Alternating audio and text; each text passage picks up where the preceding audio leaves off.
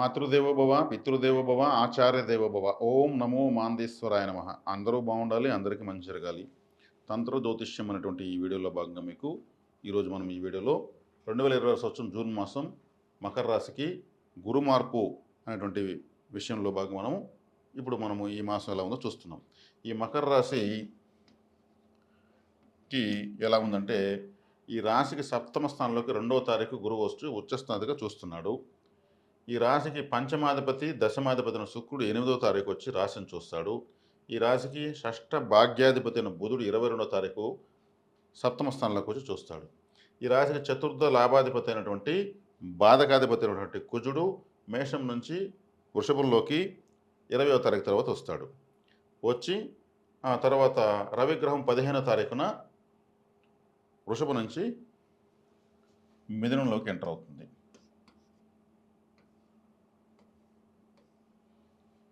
రాహుకేతులు ద్వితీయ అష్టమాల్లో ఉన్నారు.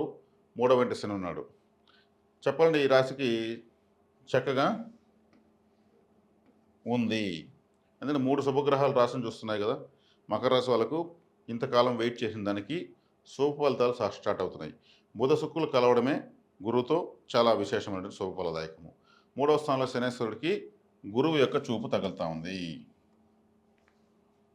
అదేవిధంగా రాశికి గురువు చూపు తగులుతూ ఉంది.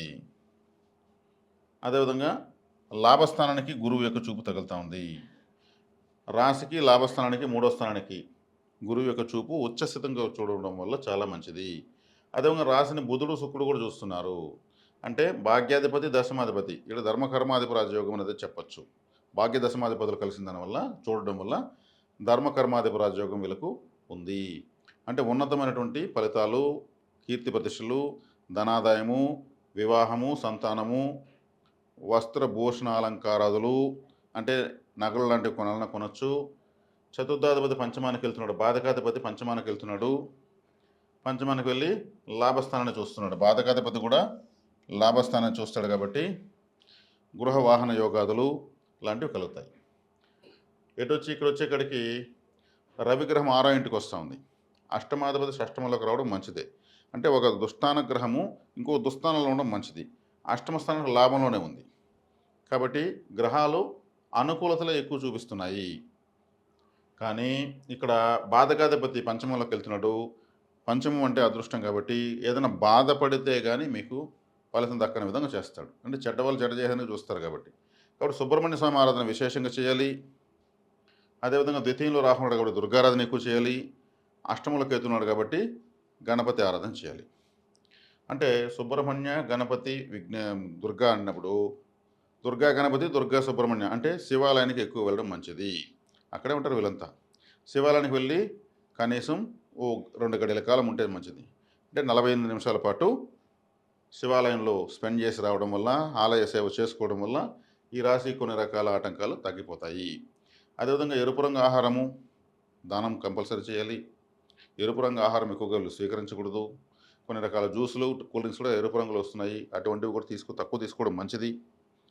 అదేవిధంగా ఇంకా ఈ రాశికి 3వ స్థానంలో శనేశ్వరుడు ఇక మీకు ఉత్తమమైన ఫలితాలు ఇస్తాడని ఎటువంటి సందేహం లేదు. ఏలినాటి శని వదిలి చాలా రోజులు అయిన తర్వాత ఫలితాలు స్టార్ట్ కాలేదు కాబట్టి శనేశ్వరుడిని అదే 3వ స్థానాధిపతి ఉచ్చస్థితి బట్టి భాగ్య దృష్టితో చూస్తున్నాడు.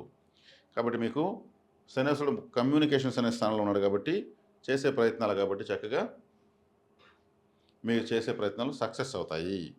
సహజంగానే కష్టాన్ని నమ్ముకున్నటువంటి, స్వశక్తిని నమ్ముకున్నటువంటి, సొంత టాలెంట్ నమ్ముకున్నటువంటి వాళ్ళు మకర రాశి వాళ్ళు. మీరు కానీ స్వతహాగా ఇప్పుడు ఏదైనా సొంతంగా వ్యాపారం ప్రారంభించినా చాలా యోగ్యంగా ఉంటుంది.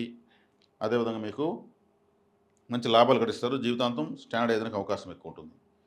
కాబట్టి శుభగ్రహాలు అనేవి ఎక్కువగా అష్టమ స్థానంలో చేరాయి కాబట్టి ఆకస్మిక స్థానం కాబట్టి ఆకస్మికమైనటువంటి లాభాలు ఉండడానికి అవకాశం ఉంటుంది. ఆ స్థానం యొక్క దోషం పోగొట్టుకోవడానికి మీరు ఆలయ సేవ నేను చెప్పినట్టుగా చేసుకోవడం మంచిది. అంటే 8వ స్థానం అంటే హాస్పిటల్ సూచిస్తుంది. కాబట్టి మీరు ఏం చేయొచ్చు అంటే హాస్పిటల్కి ఈ floor cleaners, toilet cleaners, mop sticks. అష్టమ స్థానం కాదండి, అష్టమ స్థానంలో కేతు ఉన్నాడు. సప్తమ స్థానంలో 3 గ్రహాలు ఉన్నాయి కాబట్టి మీకు చక్కగా ఉంది. కేతు అష్టమ స్థానంలో ఉన్నట్టు విఘ్నేశ్వర ఆరాధన చేస్తే మంచిది. వినాయకుడు ఆలయానికి మీరు ఎక్కువగా విఘ్నేశ్వర కవచాల శ్లోకాలు చదువుకోవచ్చు, చక్కగా ఉంటుంది. కాబట్టి ఇక్కడ మకర రాశి వాళ్ళకి ఎటు చూసినా మంచి ఫలితాలు లభిస్తున్నాయి. చక్కగా ఈ సమయాన్ని మీరు సద్వినియోగం చేసుకోండి.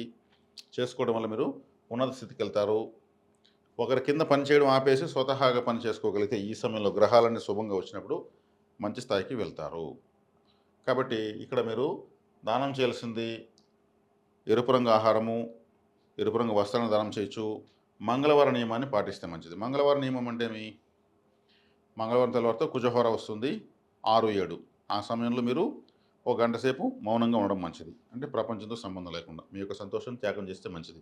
మకర రాశి కుజుడు బాధకాధిపతి కాబట్టి, పంచమంలోకి అదృష్టంలోకి వచ్చాడు కాబట్టి మీకు ఎఫర్ట్ తగిన రిజల్ట్ చాలా తక్కువ వస్తూ ఉంటుంది. కాబట్టి అది మీకు అధికంగా కావాలనుకుంటే మీరు ఆ మంగళవార నియమాన్ని పాటించవచ్చు.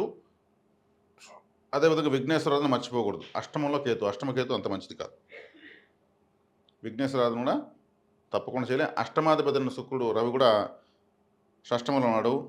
మీరు సూర్య నమస్కారాలు చేయడం కన్నా గోధుమలతో చేసిన ఆహారాన్ని దానం చేస్తే మంచిది. శివాలయానికి వెళ్తే మంచిది. కాబట్టి ఈ పరిహారాన్ని 1-2 సార్లు మీరు విని వీటిని పాటించండి. అదేవిధంగా మీరు ఇక భాగ్యాధిపతి, పంచమాధిపతి, దశమాధిపతి చూడడం మరీ ముఖ్యమైనటువంటి విశేష శుభఫలదాయకంగా మీకు చెప్పొచ్చు. ఇప్పటివరకు జరిగినటువంటి శుభకార్యాలు మీ ఇంట్లో మీకు జరుగుతాయి. దానిలో ఎటువంటి సందేహం లేదు. వివాహం కావాలన్నా, సంతానం కావాలన్నా, విద్య కావాలన్నా, వాహనం కావాలన్నా అన్నీ కూడా మీకు లభిస్తాయి. దాన్ని చేసే ప్రయత్నాలు మీకు సఫలీకృతమవుతాయి. కాబట్టి మకర రాశి వాళ్ళకు సహజంగానే యోగించే గ్రహాలు బుధుడు, శుక్రుడు, శని. వీళ్ళు ముగ్గురు గురువు యొక్క కంట్రోల్లో ఉన్నారు.